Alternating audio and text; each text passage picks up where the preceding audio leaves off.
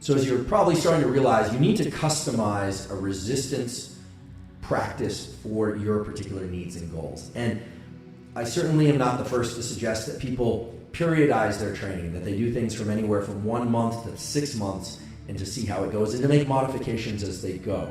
Because the nervous system, in particular the neuromuscular system, changes very quickly at the beginning of training. In fact, some of the changes that one can see when they first embrace or start resistance training can be very remarkable, but they tend to slow over time. So we've talked about a few principles. The fact that you need to get sufficient volume. You need at least 5 sets to maintain, and you probably need about 10 sets per muscle group in order to improve muscle.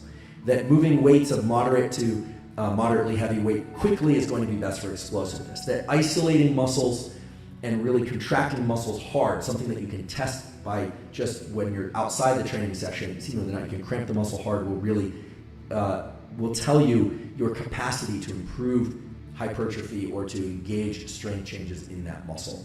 That your ability to contract a muscle hard is inversely related to the number of sets that you should do in order to isolate and stimulate that muscle. And there are some other things that can enhance the whole process of building nerve to muscle connections, making them more efficient and generating, if you like, more strength and hypertrophy. One of them, I loathe to say, I was told, is in-between set contractions.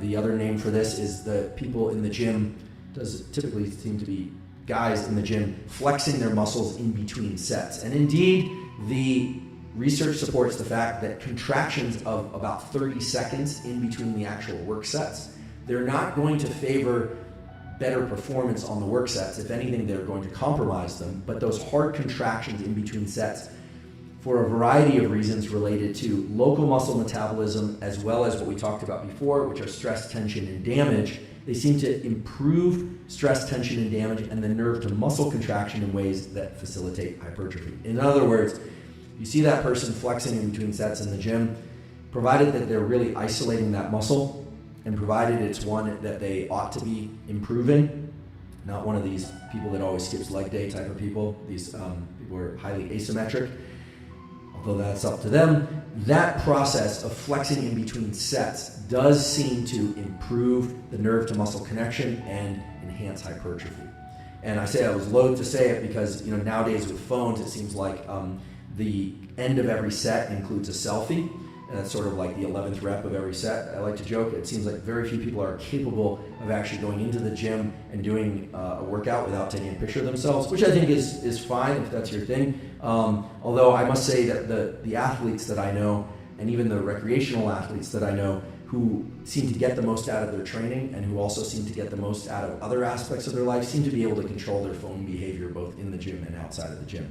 But that's more of an editorial point there. In an earlier episode, I talked about estrogen and testosterone, and during that discussion, I talked about the use of resistance exercise specifically for increasing testosterone, both in men and in women. And indeed, that is a powerful effect of resistance exercise. And indeed, it's mediated by the nerve to muscle connections. We talked about that in that earlier episode. I just want to briefly mention that protocol since it's distinctly different from the other protocols I've talked about today. The protocols I've talked about today thus far of explosive movements or of hypertrophy-based training, provided the training is 60 minutes or less, will cause increases in serum testosterone. That's been shown over and over again. And if the session extends too long, past 75 minutes, and is of sufficiently high intensity, chances are testosterone levels will start to drop and cortisol levels will go up in ways that can be detrimental to recovery and the goals of the training. But that's different than training that's specifically geared toward increasing testosterone. Duncan French, who's one of the directors of the UFC Performance Center, when he was a graduate student at University of Connecticut Storrs, did some beautiful work. He and his colleagues found the ideal training protocols for stimulating testosterone release, which is something that many people want to do for a variety of reasons. And that involved doing 6 sets of 10 repetitions, even if it requires lightening the weight on one set to the next, with about 2 minutes, 120 seconds rest in between sets, which if you think about it, is pretty short rest and is pretty darn hard work. Now, what's interesting is that there's a very limited threshold for increasing testosterone. That protocol of 6 sets of 10 repetitions led to these big increases in serum testosterone. But if people did 10 sets of 10, so just 4 more repetitions per set, then testosterone did not increase. In fact, you got more of this catabolic cortisol-like pathway. You get other benefits from this so-called 10 sets of 10 protocol, but not the testosterone increase and maybe even reductions in testosterone.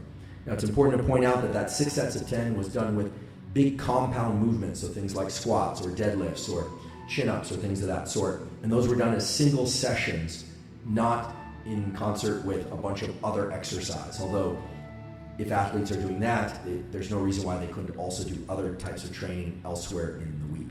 I asked Duncan about this, and he mentioned that done twice a week is probably the maximum amount that anyone could do that and still maintain this increase in testosterone. It's a very interesting protocol because as a neuroscientist, it's amazing to me that 6 sets of 10 repetitions with something causes a distinctly different result in terms of hormone output than 10 sets of 10 of the exact same movement. And it speaks to the exquisite way in which nerve to muscle connections dictate the whole physiology of your entire system. If there's a theme that I really want to bring forward today, is that weight training or resistance training of any kind is really used for either systemic effects, right? 10% of training done where you're feeling that burn, which means lactate will be present and sending signals to your brain and to your heart and to your liver that are beneficial, or isolating muscles, which may also generate a kind of a lactate or which is associated with the burn result, but that isolation of muscles is distinctly different. So systemic versus isolated. Those are the 2 general ways in which resistance training can be applied. So I just wanted to mention that earlier protocol because it's well supported by the literature. If you were to incorporate that protocol, you might ask, well then can you do any other weight training during the week? And sure, of course you can, provided you're recovering. So let's talk about how you know if you're recovering, how you know if a muscle is recovered, and how you know if your whole system is recovered. Because recovery is what dictates whether or not you can come back and do more work of a different kind, meaning, I don't know, you do leg training one day, can you and should you come back and do upper body training the next day? And it dictates whether or not you'll see any improvement from session to session at all. Before I talk about recovery, I just want to make sure I nail down the details that I was able to extract from the literature and from my conversation with Dr. Galpin. If you're wondering how quickly to perform repetitions for sake of hypertrophy or strength gains, anywhere from a half a second per repetition all the way up to 8 seconds per repetition, it doesn't seem to matter. Again, if you're thinking about explosiveness or building speed, or you're specifically using resistance training to build endurance, that's a separate matter. We talked about explosiveness and speed. I'll talk about endurance in a few moments. We also talked about in-between set contractions, the so-called selfie effect of people flexing a particular muscle, isolating a particular muscle between sets. Just want to mention that would be a terrible thing to do if your goal is performance on sets, so moving a particular amount of weight. That's actually going to diminish the amount of weight that you can move. It's going to enhance muscle growth, and it's going to enhance the nerve to muscle isolation of that particular pathway. So again, that flexing between sets is going to favor hypertrophy, not performance. If you're trying to get stronger, you're trying to move more weights, you're trying to distribute work, and you're trying to do maybe skill training with resistance, then flexing between sets is absolutely the wrong thing to do for obvious reasons. You're fatiguing the muscle further. Just remaining still or walking around a little bit has been shown to be beneficial in terms of moving some of the lactate out of the muscle as well as just recovering between sets. Now, how long to recover between sets is a question. For the testosterone protocol, Duncan French and colleagues found that it was about 2 minutes, keeping that really on the clock, 2 minutes, not longer. For hypertrophy and for strength gains, it does seem that resting anywhere from 2 minutes or even 3 or 4 or even 5 or 6 minutes can be beneficial. And if you're interested in expanding the volume of work that you can do in a given session at high capacity, at high intensity with a given weight, please see the episode that I did on cold and performance, about supercharging performance, which is based on the work of my colleague Craig Heller in the biology department at Stanford, which talks about Palmer cooling, about how you can cool the core of the body best through the palms using these particular venous portals that are only present in your hands. People are now doing this with ice packs or with gel packs. There are a number of different ways one can do this. I talk all about that in that episode. It allows you to do more repetitions and more work at a given weight over time. So rather than getting 10 repetitions and then 8 and then 7 and 6, through proper use of palmar cooling, one can do 10, 10, 10, 10, and even add sets. And that's one way that one can accomplish higher volume work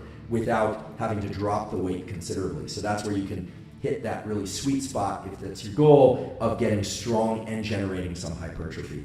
Because as soon as you have to drop to lighter weights, then you're shifting more towards hypertrophy and endurance and less toward strength in a given muscle. So check out that episode.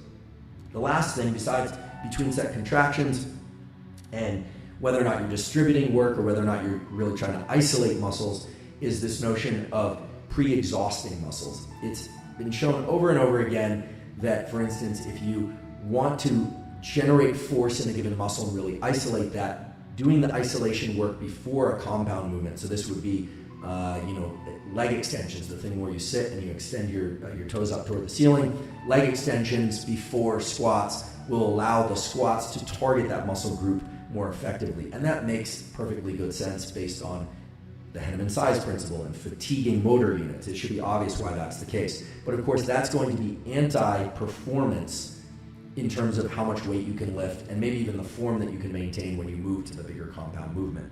So you really have to ask yourself a number of questions. How good are you at isolating a given muscle? Therefore, how many sets do you want to do? How often are you willing to train? Therefore, how many sets are you going to do in a given session versus how many are you going to distribute across the week? Are you aiming for performance? Are you going to distribute that work across the nervous system and musculature? Are you trying to move weights or are you trying to challenge muscles? If you're trying to challenge muscles, then you really want to focus on things like this pre-exhausting, the isolation of a muscle before the compound movement. Your performance on compound movements will absolutely suffer, but your ability to isolate that muscle and generate hypertrophy through the accumulation of larger myosin, those bigger balloons, will benefit. And once again, if you're trying to get faster, then the speed of the movement really matters.